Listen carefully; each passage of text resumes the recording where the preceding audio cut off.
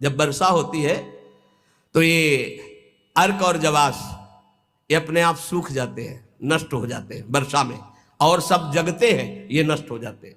बोले जब राधा राधा राधा राधा और इसका जब रंग बरसने लगता है हृदय में, तो काम क्रोध मद आस वासना ये अपने आप नष्ट हो जाते हैं। जैसे वर्षा होते ही अर्क और जवास नामक पौधे ये अपने आप नष्ट हो जाते हैं, और दूसरे सैकड़ों पौधे हरे भरे हो जाएंगे, पर ये नष्ट हो जाएंगे।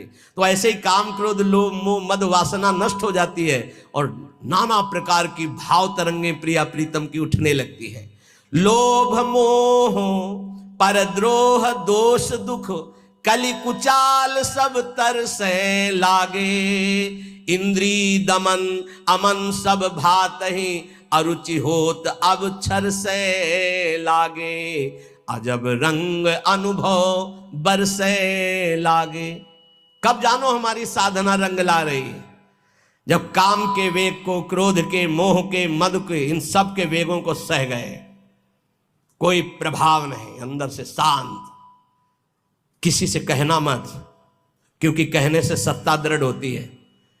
अंदर जो विकार आते हैं किसी से मत कहो, कोई भी क्रिया मत करो, शांत उस समय नाम जप करो, देखो अपने आप सब नष्ट हो जाएंगे। और नष्ट आपको नहीं करना, कोई है आपका जो आप पर नजर रख रहा है। कोई आक्रमण आपको परास्त तब तक नहीं कर सकता जब तक आप आज्ञा का उल्लंघन नहीं करेंगे। आप अपने हाथ से कोई क्रिया नहीं करेंगे, आप कोई गंदे दृश्य नहीं देखेंगे, तब तक किसी की ताकत नहीं कि आपको भ्रष्ट कर सके। ध्यान रखना, क्योंकि आप गुरु कृपा कवच में हैं। जब आप आज्ञा उल्लंघन कर देंगे तो फिर लक्ष्मण रेखा पार हो गए आप, फिर आपको दंड भोगना पड़ेगा।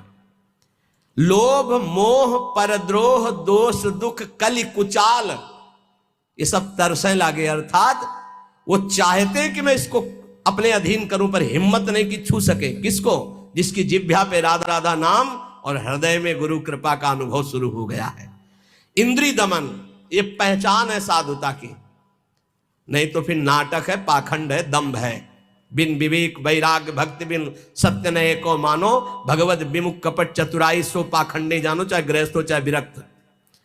अगर इंद्रियां संयम में नहीं है, मनमानी विकार भोगे जा रहे हैं, तो नौटंकी नाटक भले हो सकता है, वो गृहस्थ उपासक है ना, वो विरक्त उपासक है। इंद्री दमन तो अमन सब भातें, सब भात से मन अमना हो गया है तो परम शांति परम चैन है। क्षमाशील संतोष सुराई शांति सहज सुख सरसें लागे। उपासक के अंदर क्षमा बढ़ने लगा, चाहे जितना कोई अनिष्ट करे, कभी द्वेष हो ही नहीं सकता, कभी उसको साप दे ही नहीं सकता, कभी उसका मंगल नहीं कर सकता। जिसके ऊपर राधा नाम की कृपा हो गई है, क्षमा, जाओ तुम्हारा मंगल हो, भगवान तुम्हारा कल्याण करे। संतोष, किसी भी परिस्थिति में शोक नहीं होगा, जैसे प्रभु रख रहे, बड़ी कृपा है। शांति, कोई भी द्वंद्व से अशांत नहीं कह सकता। सहज सुख सरसें लागे, सहज सुख आत्म सुख है, आत्म सुख का रसास्वादन होने लगा। दास बना, ये कैसे हुआ? नाम जपी, पहले दास शब्द है, आश्रय। बहुत जोर की बात हमारे हृदय में बार बार उठती कि लोग समझ जाएं कि भगवत प्राप्ति आश्रय से होती, आश्रय से, दृढ़ आश्रय। दास बना पहले, जप नाम दूसरा। बिगड़ी जन्म अनेक की अवै सुधरे आज हो ही राम को पहले, फिर नाम जप दूसरा, फिर तज कुसुमाज तीसरा। और यहां से शुरू किया जाता है सब उपदेश। पहले विकार त्यागो, फिर नाम जप करो, फिर भगवान की शरण में हो। ऐसा नहीं होता, पहले भगवान की शरण में हो, नाम जप करो, तुम्हें बल मिलेगा, विकार छूट जाएंगे। उपजा मुक्ति मुक्त पद, बहुत सुंदर महात्माओं के वचन है। पहले भगवत दासत्व आश्रय, खूब नाम जप, तो बोले मोक्ष पद भी हृदय में ही प्रकाशित हो गई। ये मोक्ष पदवी क्या है? इसकी पहचान क्या है कि आप मुक्त हो गए हो। शत्रु मित्र समजान मान मान अपमान सम दुख सुख लाभ नहान या जो कृपा हरिवन, ये मुक्त पुरुष का लक्षण है। चाहे शत्रु हो उसके साथ व्यवहार कर रहा हो या मित्र हो, दोनों में समान भाव।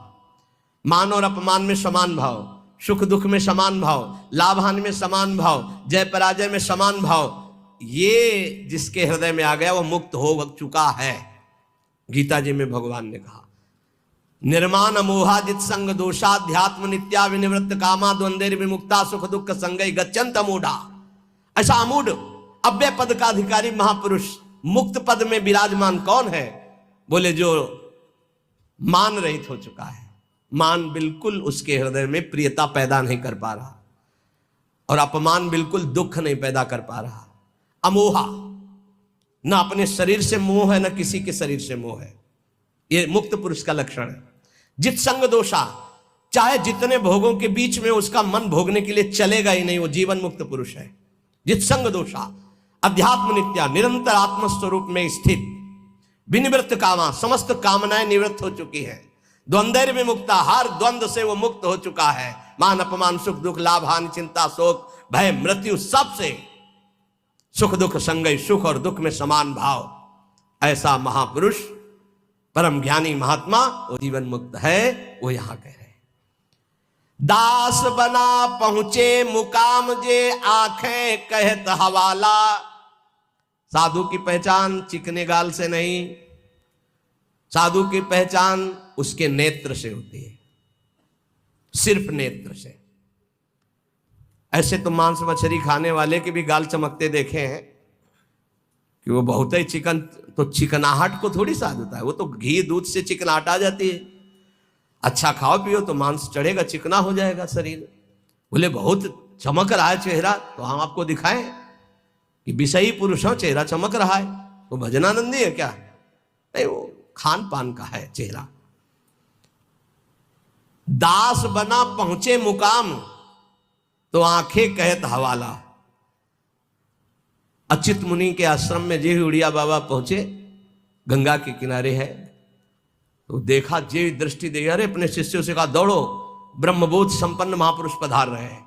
दृष्टि में पता चल, बोले दास बना पहुंचे मुकाम जे तो आंखें कहत हवाला। आंखें परिचय बता देती है कि ये किस कोटि का महात्मा है। जीवन मुक्त है या प्रपंची है या विषयी है या साधक है या साधना की किस स्थिति में है, पहुंचा हुआ महापुरुष के नेत्र बताते हैं। दास बना पहुंचे मुकाम जे आंखें कहत हवाला। जे दृष्टि में दृष्टि ऐसे मिली तो पता चल जाता है कि किस कोटि की स्थिति है। अब बता रहे हैं कि दो प्रकार की आंखें होती है सिद्धों की। एक होती है जो ज्ञान सिद्ध होता है, करुणा और मैत्री, ये दो आंखों में नहीं होंगी। करुणा और मैत्री नहीं हो, क्योंकि वो निर्मम निरहंकार अद्वितीय स्थिति को प्राप्त महापुरुष बिल्कुल शुष्क शुष्क काष्ठवत हृदय, ना दया ना करुणा ना मैत्री न द्वैत। जब अपने सिवा है नहीं कोई, तो आप उनकी दृष्टि में देखोगे तो ना हिलन ना डुलन, और नेत्र के आसपास की सारी पुतली साफ एकदम श्वेत, वो ब्रह्माकार वृत्ति के नेत्र होते हैं। रुद्रवत एकदम दृष्टि उनकी, और बिना चंचलता रहे, बार बार ऐसे नहीं, खुले हो एकदम अलक्ष श्वेत पुत्री, सिंहवत दृष्टि। और दूसरे होते प्रेमियों के, नशा ललाई, जैसे भांग छाने हो या कोई नशा करे हो तो लाल आंख नहीं हो जाते, ऐसे लाल आंख होती है प्रेमियों की, क्योंकि प्रायः वो रुदन करते हैं, तो आंखें सूजी हुई या आंखों के नीचे लालिमा, थकित, पूतरी, वो एक विचित्र दशा होती है। बड़े ही सरस, बड़े ही व्याकुल, बड़े ही थकित नेत्र, पलक न लागत हाला, अपलक दृष्टि उनकी भी रहती है। ज्ञानी की दृष्टि भी ऐसी होती है, प्रेमी की दृष्टि होती है, पर दोनों में अंतर होता है। एक एकदम काष्ठवत शुष्क, मतलब वो शब्द अशुद्ध होगा, उदाहरण नहीं दिया जा सकता, जैसे खुली हुई मुर्दे की आंख, कोई हलन डुलन चलन कुछ नहीं। कई बार उड़िया बाबा को बाहरी लोगों ने समझा कि पधार गए हैं, ऐसी दृष्टि बस कुछ नहीं। और प्रेमी जनों की दृष्टि नशा ललाई थकित पूतरी पलक न लागत हाला। मतलब नेत्र ऐसे कि देखो तो आसक्त हो जाओ, बड़े सरस, बड़े प्रेमी, बड़े थकित, और हल्की सी लालिमा नेत्रों में छाई हुई है, सुरंग नेत्र है और घूर्णित नेत्र है। प्रेमी जनों के घूर्णित नेत्र, जैसे नशा ललाई का तात्पर्य यही है। थोड़ी थोड़ी देर में ऐसे आपको लगेगा कोई नशा खाए है क्या ये, उनके नेत्र, क्योंकि प्रिया प्रीतम के उस प्रेम रसाशों में उनके नेत्र झूमते हैं। अलसाने से रहित हमेशा हरिजस सुनि दृग नीरा। थोड़ी सी प्रभु की बात सुने के आंखों से आंसू की धारा बहने लगी, और अलसाने से रहते हैं, न सोना न जागना। अखियां रूप के रंग रंगी, निरखी स्वरूप कुंवरी राधे को, याही माही पगी। ये अखियां रूप के रंग रंगी, न सोई न जगी। प्रियाजू के रूप रस में हर समय अलसाई हुई, एक जैसे कोई नशा किए हो ऐसे उस नशे में। ढरक चलत कबही भरियावत पुलकावली शरीरा, गदगद गर चित शांति थका मन, तनहु थका दर्शाई। ज्ञान विराग भक्ति से पूरे जगत न सकत समाई। ऐसे प्रेमी जनों के नेत्र जहां जगत का प्रवेश ही नहीं है, हृदय कंठ गदगद हो जाता है, चित्त शांत है, मन अचंचल है, तन एकदम थकित शिथिल भाव में डूबे हुए। बोले ऐसे जो महापुरुष होते हैं तो दास बना पहुंचे मुकाम जे आंखें करत हवाला। ऐसों के नेत्र बताते हैं कि मुकाम में पहुंचे हुए ये जन है। श्री भगवान जगत गुरु श्री कृष्णचंद्र जी कह रहे हैं जो पहुंचे हुए महापुरुष है वो शरीर को अपने वश में किए होते हैं। यही सबसे बड़ी चूक हो रही है। ये बहुत बड़ी चूक है जो हमारी निंदा का कारण बनती है। हम संतों की या भक्तों की जो निंदा का कारण बनता है वो ये नाशवान दुष्ट नीच शरीर है। इसको जब तक मैं माना जाएगा ये नीच आचरण कराता ही रहेगा, गुरुजनों की, आचार्यों की, भगवान की निंदा करवाता रहेगा। एक शरीर से गलती होने पर समस्त साधुओं की तरफ लोगों की दृष्टि अश्रद्धा से हो जाती है। इसीलिए हमें लगता है कि अगर साधु बने तो मर के बने, उन्हें घर गृहस्थी में ब्याह करके अच्छा है, जीवन धर्म पूर्वक व्यतीत करे, अधर्म आचरण न करे। बहुत बड़ी त्रुटि समझो, एक गलती से लाखों लोगों की श्रद्धा संतों के प्रति नष्ट हो जाती है। भगवान कह रहे सिद्ध पुरुष के लिए कैसा होता है, निराशीर्यत चित्तात्मा त्यक्त सर्व परिग्रहा, शारीरम केवलम कर्म कुर्वन्नाप्नोति किल विषम। यत चित्तात्मा, जिसने अपने शरीर को अधीन कर लिया। ये प्रार्थना है सब साधकों से, कोई ऐसी चेष्टा मत करना जिससे भेष को गाली मिले। हमारा गति हो या दुर्गति हो तो ठाकुर जी ने कभी ऐसी जगह न खड़े होना, कभी ऐसी चेष्टा मत करना, कभी ऐसा संग मत करना। ये ध्यान रखो कि तुम्हारे से एक बहुत बड़ी धारा जुड़ी हुई है। तुम्हारे गुरु, गुरु के गुरु, गुरु के गुरु, आचार्य, इष्ट, पूरा एक आपकी गलती पूरे को गालियां दिलवा सकती है, पूरे विश्व के संतों के प्रति अश्रद्धा हो सकती है। इसलिए सावधान। जिंदगी में हम नीच हैं, पामर हैं, हमारी गति हो दुर्गति हो भगवान जाने, हमसे ऐसा आचरण न बन जाए कि हमारे गुरुजनों को गाली मिले। उन्होंने कोई हमारे साथ धोखा दगा नहीं किया, मंत्र दिया, उपासना दिया, वेश दिया, तो आचार्य और गुरु और इष्ट इनको गाली न पड़े, हर समय सोचना चाहिए। ये शरीर को जब तक जीतोगे नहीं तब तक गलती हो ही जाएगी, चाहे कसम खा लो, चाहे जो कुछ कर लो। इस दुष्ट शरीर को जीतना चाहिए। बात ध्यान से समझना, ये बहुत दुष्ट है। जीवन हो जा रहा खवाए खवाए खवाए खवाए, अब खाया नहीं आज तक। जीवन हो गया दिखा दिखा करके दुनिया को, आंखें नहीं भरी, कान नहीं भरे। ये वही दुष्टता अपनी चाल, ये देखना, ये सुनना, ये भोगना।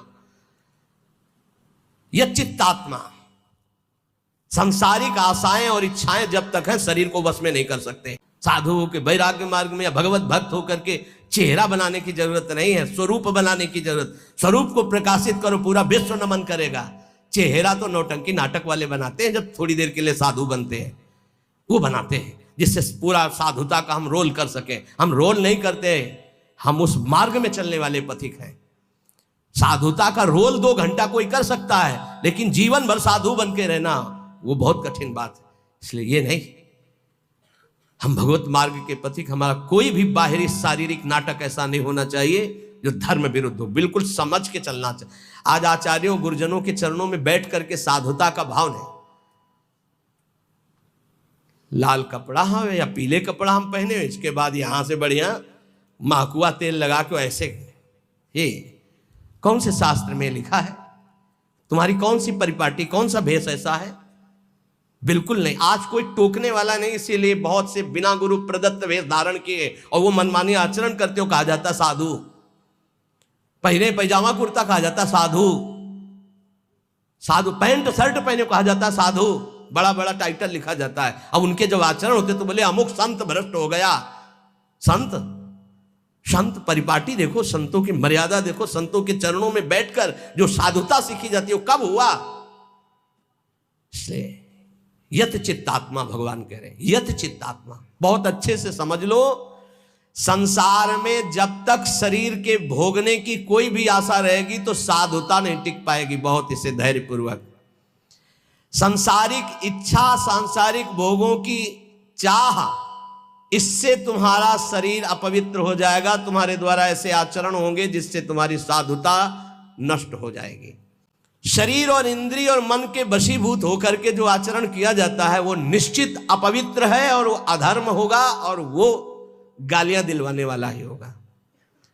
श्रद्धा उपजाना बहुत कठिन होता है भाई, बहुत कठिन होता है। नास्तिक के हृदय में श्रद्धा प्रकट करना, विषयी पुरुष के हृदय में श्रद्धा प्रकट करना और नष्ट करना एक क्षण की बात होती है।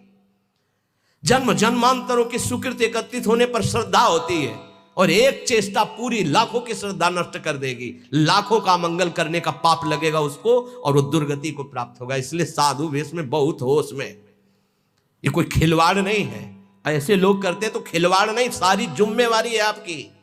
ऐसे कर दिया तो जिम्मेवारी, उनकी श्रद्धा की रक्षा करना तुम्हारा कर्तव्य बन गया। उनके कल्याण की तरफ तुम्हारी दृष्टि जानी चाहिए। ऐसा कोई ये नहीं कि तुम स्वामी बन गए तो जो मनावे सो आचरण करो, ऐसा नहीं है। शरीर इंद्रियां अंतःकरण सिद्ध पुरुष के वश में होता है। साधक को चाहिए कि इनके वश में होकर कोई कार्य ना करे। तुम अकेले नहीं हो, तुम्हारे साथ बहुतों की निंदा होगी या बहुतों की प्रशंसा होगी, ये बात ध्यान रखना है। केवल अपना जीवन होता तो कोई बात नहीं है, गलती हो गई, त्रुटि हो गई या पिट गए या जो भी हो गया सब हो गया। आज तुम नहीं हो, तुम्हारे साथ बहुत जुड़े हुए हैं, तुम्हारे गुरु, तुम्हारे आचार्य, तुम्हारे इष्ट और लाखों श्रद्धा। अगर एक भी त्रुटि तो लाखों की श्रद्धा और पूज्य जनों का अपमान घोर नरक पहुंचा देगा, दुर्गति करवा देगा। त्यक्त सर्व परिग्रहा, जो सिद्ध पुरुष होता है उस शरीर को ही अपना नहीं मानता और परिग्रह की बात क्या है। सब सन्यासी हो जो भगवत मार्ग के पथिक हैं, ये तो सर्वाणि कर्माणि मयि सन्न्यस्य मत्पराहा, सारे कर्म भगवान को अर्पित करके जो भगवान के परायण है, चाहे गृहस्थ हो चाहे विरक्त हो, वो सन्यासी है। जो मन का निसंकल्प और वाणी का मौन दंड और शरीर का निष्कर्म संयम पूर्वक, अगर ये दंड नहीं तो किस बात का सन्यासी। भगवान ने एकादश स्कंद में कहा है, वाणी का मौन, मन का निसंकल्प और शरीर का निष्क्रिय, ये सन्यास धर्म का स्वरूप है। तो निष्क्रिय 2 प्रकार से होता है, एक जो कर्म का त्यागी होता है, एक होता है कर्म समर्पण करने वाला। भक्त कर्म समर्पण करने वाला सन्यासी होता है। ये तो सर्वाणि कर्माणि मयि सन्न्यस्य मत्पराहा। सब प्रकार के भोग संग्रह सामग्री का अपनापन भाव ना रखना, चाहे गृहस्थी में हो चाहे विरक्ति में हो। गृहस्थी में तो नाथ सकल संपदा तुम्हारी, मैं सेवक समेत सुतनारी। विरक्ति में तो जो हमारे पास मिला है वो साधु सेवा, भगवत सेवा के लिए मिला हुआ भगवत प्रदत्त वस्तु है। अपना अधिकार नहीं, अपने नौकर है, सेवक है, सिर्फ सेवा। अगर अपने सुख के लिए किसी सामग्री का संग्रह कर लिया जाए, अपने भोग की बात वस्तु मान ली जाए, तो वो उसी की दुर्गति कर देगी, ध्यान रखना। और प्रायः गलती हो जाती है, ऐसे नहीं कोई नजर आएगा। जब कष्ट सह रहा होगा साधक तब कोई नजर नहीं आएगा, और जब उसके पास वैभव एकत्रित हो जाएगा तो आ जाएंगे। कौन हो आप? तुम्हारे मामा पहचाने नहीं? अभी तक मामा कहाँ थे तुम भाई? अभी तक कहाँ? बचना, हम जो प्रार्थना करें उसको अंदर से समझना। जहां मकान बना, जहां वैभव एकत्रित हुआ, तो पूर्व जीवन के रिश्ते नाते संबंधी आके और वहां का अधिकार जताते हैं, और वहां के फिर संबंधी अपना संबंध स्थापित करके उसके अधिकारी बनते हैं, और फिर जिनके लिए आया था फिर उनकी दुर्गति होती है। भी ध्यान रखना, यहीं की घटना है। वो भक्तमाली जी अंतर ध्यान हो गए, उनकी बात है। वो बता रहे थे कि साधु के भाई आए, तो साधु को कहीं ना कहीं से अर्थ मिलता ही रहता है, साधु सेवा भगवत सेवा। तो उन्होंने कहा अमुक कार्य 1 लाख रुपया दे दो। एक घटना है, कोई कथा नहीं। तो 1 लाख दे दिए। अब जब वो आते तो कहते हैं भाई दे यार 1 लाख रुपया, साधु सेवा वाला ले गए थे। अरे भाई दे देंगे, बड़ी समस्या गृहस्थी में रहती है। आप तो बाबा जी हो, आपको क्या पता गृहस्थी में। अब भाई है तो कह नहीं सकते हो, इतने में उनका शरीर पूरा हो गया संत भगवान का। जानते हो क्या बने थे? श्वान, कुत्ता, आश्रम के बाहर बैठे पिल्ले के रूप में।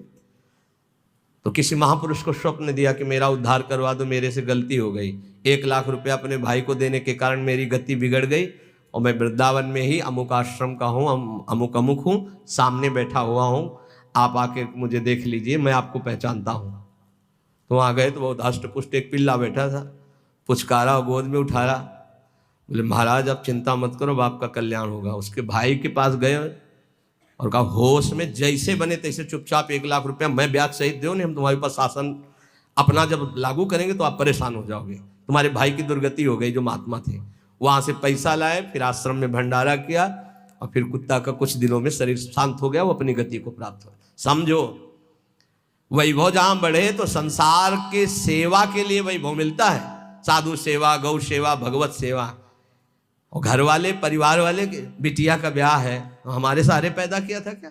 मेहनत करो, मांगो, खाओ, जियो। हमारा तुम धर्म भ्रष्ट करने आए हो। वैराग्यवान कभी भूल करके एक सिक्का अपने परिवार वालों को ना दे, नहीं तो नरकगामी होगा। ध्यान रखना, ये हराम का पैसा नहीं है। गृहस्थ जन देते हैं भगवत प्राप्ति में लगे हुए संतों की सेवा के लिए, या श्री जी के लिए, या गौ सेवा, या धर्म सेवा के लिए। परिवार सेवा के लिए कोई कह के दे तो बात अलग है, कौन देता है परिवार सेवा की? इसलिए किसी भी सामग्री को अपनी ना मानना, त्यक्त सर्व परिग्रह, ये भगवान का आदेश है। सिद्ध पुरुष में ऐसा नहीं होता, वो अपना न शरीर ही मानता है, न कोई वस्तु मानता है। लेकिन साधक के बात ध्यान रखे, उसके पास जो भी भगवत प्रेरित सामग्री आई है वो अपने लिए नहीं, सेवा के लिए आई है। ठाकुर सेवा, संत सेवा, भगवत सेवा, समाज सेवा। जो भोग बुद्धि से अपने लिए संग्रह करता है उसकी बुद्धि भ्रष्ट हो जाती है और वो पतित हो जाता है। बस ये बात है, अपने लिए नहीं। बहुत जोर का भगवान ने त्यक्त स्वर परिग्रह का भाव बताया है कि सिद्ध का यही लक्षण होता है। और ऐसे महापुरुषों के दर्शन किए प्रयागराज में, टाट की लंगोटी और एक बोरे का टाट ऐसे उड़े हुए, और ट्रक का ट्रक घी और चीनी और मैदा उतरता, ऐसे भंडारे चलते, पूछो मत। जो उनके भगत थे सबके चरण धोना, सबको नम्रतापूर्वक भगवान की तरह बैठाना और खूब प्यार से पवाना। और जो महात्मा जी थे वहाँ के, एक टाट और पट्टा ऐसे टाट का ऐसे उड़े हुए, और ऐसे ही रेती पे लेटना, ऐसे झोपड़ी बनी हुई थी उनकी, उसमें लेटना। और अरे वैभव की भीड़ लगी हुई थी। और आप जब सब संत पा लेते थे तो सब संतों की जूठन जो बचती उसी में एक दो और मिलाकर, क्या जीवन उनका, कोई संगय प्रयोग, वैभव तो पूछो मत। कोई दिन ऐसा नहीं होता था कि 2-4 हजार रुपए एक संत को दक्षिणा में ना मिले। एक से एक कंबल, एक से एक सब। पर देने वाले जब ऐसे, तो वहां त्यागी ही त्यागी ज्यादा थे। देने वाले परेशान थे कि यहाँ कोई लेता नहीं है। और सामान की ऐसी, ये वास्तविक बात यही है कि स्वयं परिग्रह रहित होकर के समाज सेवा में